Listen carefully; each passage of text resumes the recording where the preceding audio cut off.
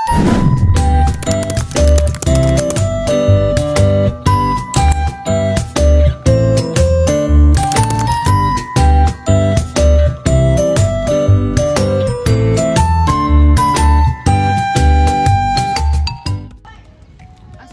warahmatullahi wabarakatuh. Perkenalkan, nama saya Duyana Dita Novianti, BP 019. Di sini saya akan menjelaskan tentang studi kasus UMKM Snackless.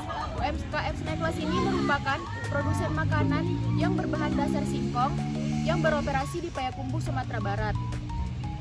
Snackless telah bermitra dengan 10 retail yang ada di Sumatera Barat dan Riau, seperti kota-kota Padang, Bukit Tinggi, Solo, dan Pekanbaru.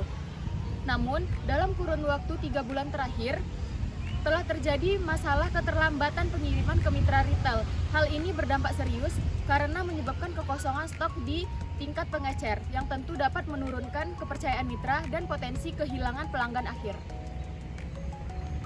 Baik, perkenalkan, nama saya Yesi Desti dengan BP 028. Di sini saya akan menjelaskan identifikasi 3 masalah utama dalam logistik.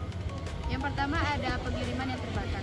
Pengiriman barang hanya dilakukan 2 kali dalam seminggu dan menggunakan kendaraan milik sendiri. Hal ini membuat sistem pengiriman menjadi kurang fleksibel, terutama jika ada kebutuhan mendesak atau permintaan tambahan dari pelanggan. Yang kedua, tidak ada sistem pelacakan barang. Barang yang dikirim tidak bisa dipantau keberadaannya karena belum ada sistem pelacakan. Akibatnya, pihak retail tidak tahu posisi barang dan kapan tepatnya barang akan sampai, sehingga menyulitkan mereka dalam perencanaan operasional. Yang ketiga, ada jadwal pengiriman tidak fleksibel. Jadwal yang kaku menyebabkan pengiriman tidak bisa menyesuaikan dengan permintaan dadakan dari mitra. Hal ini bisa menyebabkan keterlambatan pengisian stok dan meningkatkan resiko kehabisan barang di gudang atau toko. Secara keseluruhan, ketiga masalah ini menunjukkan bahwa sistem logistik saat ini belum cukup responsif dan adaptif terhadap kebutuhan mitra atau dinamika pasar. Perkenalkan, nama saya Nora Suasri dengan BP 059. Di sini saya akan membahas solusi-solusi yang dipertimbangkan. Solusi pertama yaitu mengalih dayakannya ke ekspedisi. Dengan mengalih dayakannya ke ekspedisi, maka biaya yang dikeluarkan tergolong sedang, tergantung pada jarak dan volume. Dan waktu yang digunakan sangat efisien dikarenakan ekspedisi bekerja setiap hari dan memiliki tracking system. Yang ketiga yaitu resiko yang dihadapi, yaitu ketergantungan pada pihak ketiga, terutama saat musim ramai. Solusi kedua yaitu dengan menambah armada sendiri. Dengan menambahkan armada sendiri, maka biaya yang dikeluarkan cukup tinggi karena adanya sewa kendaraan, gaji sopir, BBM, dan perawatan. Dan waktu yang digunakan lebih fleksibel dari sebelumnya, tetapi masih ketergantungan terhadap ketersediaan armada. Yang ketiga yaitu resiko yang dihadapi.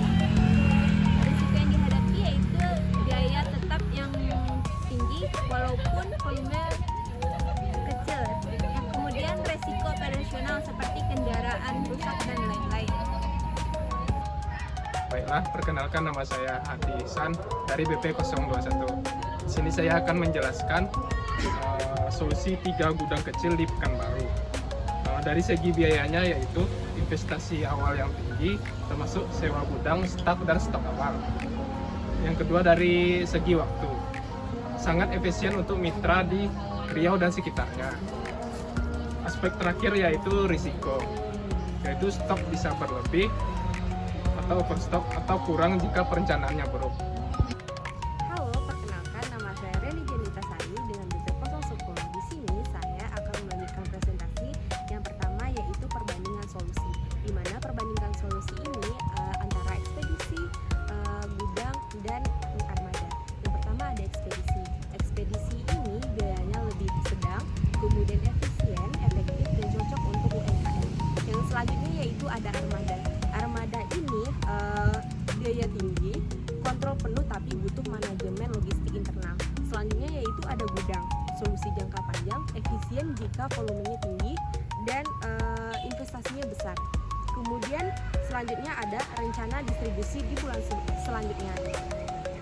Yaitu rencananya pengiriman dilakukan 3 kali dalam 1 minggu, yaitu di hari Senin, Rabu, dan di hari Jumat. Kemudian estimasi pengiriman ini yaitu 1 sampai 2 hari kerja. Kemudian kota tujuannya itu Padang, Bukit Tinggi, Solok, dan Pekanbaru. Kemudian gunakan ekspedisi dengan pelacakan dan layanan yang cepat. Selanjutnya di sini kita akan menyediakan evaluasi dan tindak lanjut. Yang pertama yaitu meminta feedback dari mitra retail setiap bulan terkait kecepatan pengiriman.